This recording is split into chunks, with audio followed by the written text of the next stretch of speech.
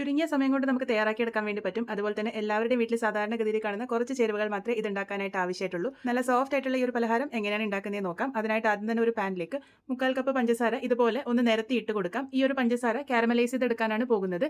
1/4 cup എന്ന് പറഞ്ഞാൽ ഏകദേശം 150 ഗ്രാം കാണും.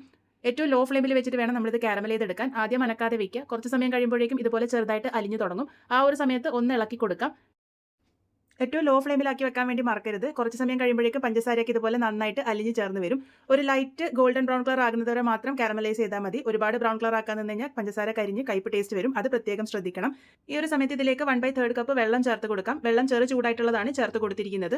വെള്ളം ചേർത്ത് കൊടുക്കുമ്പോൾ ശ്രദ്ധിക്കണം, കയ്യിലേക്കൊന്നും കാരമൽ ആകാതെ സൂക്ഷിക്കണം. ഇപ്പം ഞാൻ മുഴുവനായിട്ട് വെള്ളം ചേർത്ത് കൊടുത്തിട്ടുണ്ട്. ഫ്ലെയിം ഏറ്റവും ലോയിലാക്കിയിട്ട് തന്നെ നല്ലപോലെ മിക്സ് ചെയ്തെടുക്കാം. ഇപ്പോൾ ഇത് കട്ട പിടിച്ച പോലെ നിങ്ങൾക്ക് കാണുന്നുണ്ടാകും. കുറച്ച് സമയം കഴിയുമ്പോഴേക്കും ഇതൊക്കെ അലിഞ്ഞ് ചേർന്ന് യോജിച്ച് വന്നോളും. ഇപ്പോൾ നോക്കൂ, എല്ലാം കൂടെ നന്നായിട്ട് മിക്സ് ആയിട്ട് വന്നിട്ടുണ്ട്. നമ്മുടെ കാരമൽ സിറപ്പ് ഇവിടെ റെഡി ആയിട്ടുണ്ട്.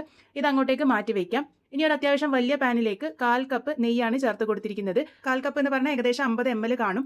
ഇനി ഇതിലേക്ക് 1/2 കപ്പ് റവയാണ് ചേർത്ത് കൊടുക്കുന്നത്. 1/2 കപ്പ് എന്ന് പറഞ്ഞാൽ ഏകദേശം 100 ഗ്രാം ആണ്. വറുക്കാത്ത റവയാണ് ഞാനിവിടെ ഉപയോഗിച്ചിരിക്കുന്നത്. ബോംബെ റവയാണ് ഉപയോഗിച്ചിരിക്കുന്നത്. നമ്മൾ സാധാരണ ഉപ്മാവിനൊക്കെ ഉണ്ടാക്കുന്ന ആ ഒരു റവ. ഈ ഒരു റവ ആദ്യം നെയ്യിൽ നന്നായിട്ട് തന്നെ ഒന്ന് വറുത്തെടുക്കാം. നിങ്ങൾ വറുത്ത റവയാണ് ഉപയോഗിക്കുന്നതെങ്കിലും ഈ ഒരു പ്രോസസ്സ് എന്തായാലും ചെയ്തെടുക്കണം. ലോ ഫ്ലെയിമിൽ വെച്ചിട്ട് തന്നെ വറുത്തെടുക്കാൻ വേണ്ടി ശ്രദ്ധിച്ചോളൂ. കളറൊന്നും ഒരുപാട് മാറേണ്ട ആവശ്യമില്ല. ഇതിപ്പോൾ ഏകദേശം 5 മിനിറ്റോളം ലോ ഫ്ലെയിമിൽ വെച്ച് നന്നായിട്ട് തന്നെ ഞാനിവിടെ വറുത്തെടുത്തിട്ടുണ്ട്. ചെറുതായിട്ട് മാത്രമേ കളർ മാറിയിട്ടുള്ളൂ. ഒരുപാട് കളർ മാറേണ്ട ആവശ്യമില്ല. ഈ ഒരു സമയത്ത് ഇതിലേക്ക് തിളപ്പിച്ച പാലാണ് ചേർത്ത് കൊടുക്കുന്നത്. ഇതിപ്പോൾ തിളപ്പിച്ചെടുത്തതാണ്, അതുകൊണ്ട് തന്നെ അത്യാവശ്യം ചൂട് കാണും. 500 ml പാലാണ്. അതിലേക്ക് 1/2 കപ്പ് വെള്ളം ഒഴിച്ചിട്ടാണ് ഞാൻ ചൂടാക്കി എടുത്തിരിക്കുന്നത്. അത് ചൂടോട് കൂടിയിട്ട് തന്നെ ചേർത്ത് കൊടുക്കാം. നിങ്ങൾക്ക് പാല് വേണ്ടാന്നുണ്ടെങ്കിൽ ഇതേ അളവിൽ തന്നെ വെള്ളം ഒഴിച്ചു കൊടുക്കാവുന്നതാണ്. പാലാകുമ്പോൾ രുചി ഒന്നും കൂടെ കൂടും.